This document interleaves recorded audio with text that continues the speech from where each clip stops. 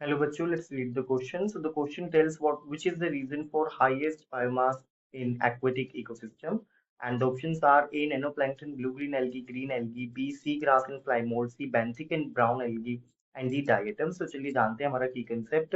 यहाँ पे जो हम की concept पढ़ने वाले हैं that is our aquatic ecosystem. So सबसे पहले हम जानेंगे कि हमारा जो aquatic ecosystem होता है इसमें हमारा जो पिरामिड ऑफ बायोमास होता है वो कैसा होता है इन्वर्टेड होता है।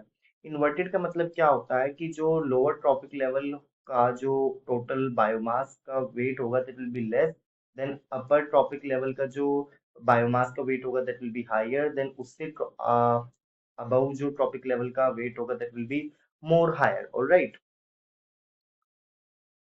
तो इस तरह का बायोमास पिरामिड हमें देखने को मिलता है इन द एक्वेटिक इकोसिस्टम। अब यहाँ पे अगर हम बायोमास प्रोडक्शन की बात करें तो सबसे पहले बायोमास क्या होता है वो जान लेते हैं। बायोमास जो होता है it is the total amount of organic material, जो होता है total amount of organic material at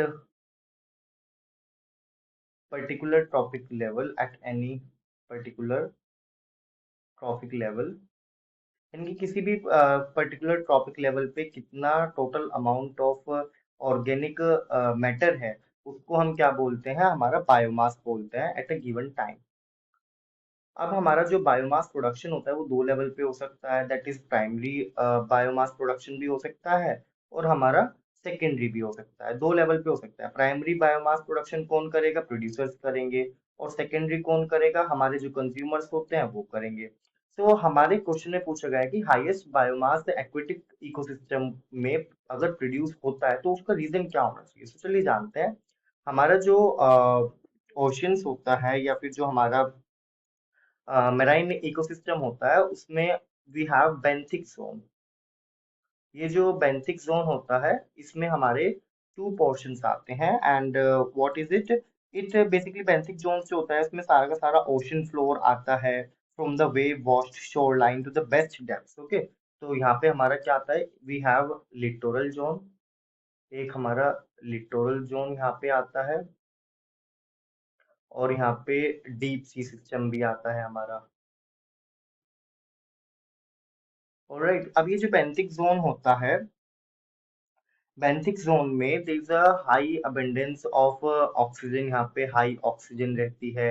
alright, high amount of carbon dioxide is there, proper amount में सनलाइट रहती है, and there are several other factors also. So what is there, we have limited salinity, जो salinity होती है वो limited होती है।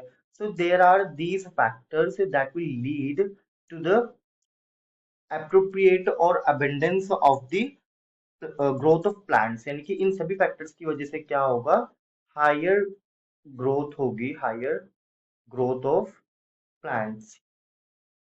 अब एक बात बताइए, जब there is a very good growth of the plants basically हमारा क्या होगा, प्राइमरी प्रोडक्शन बढ़ेगा, प्राइमरी जो प्रोडक्शन होता है वो बढ़ेगा, तो हमारा बायोमास यहाँ पे बढ़ेगा। ऑल्सो जो हमारा बेंथिक जोन होता है it has a very huge diversity of animals, huge diversity of animal kingdom we have here। Almost जितने भी एनिमल किंगडम के मेंबर्स होते हैं वो यहाँ पे देखने को मिल जाते हैं हमें बेंथिक जोन के अंदर।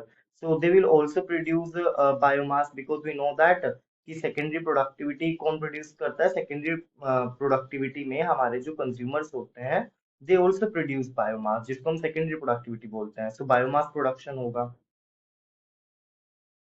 All right, benthic zone we have certain types of the grass and animals of the each phyla of the animal. All right, and we have certain types of the algae.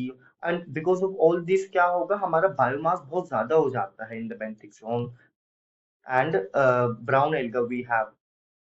So अगर हम अपने question को पढ़ते हैं which is the reason for highest biomass in the aquatic system, तो यहाँ पे correct option जो होगा हमारा दैट विल बी सी। यहाँ पे सी हो जाएगा correct option. So correct option will be C. I hope you understood the concept. Thank you.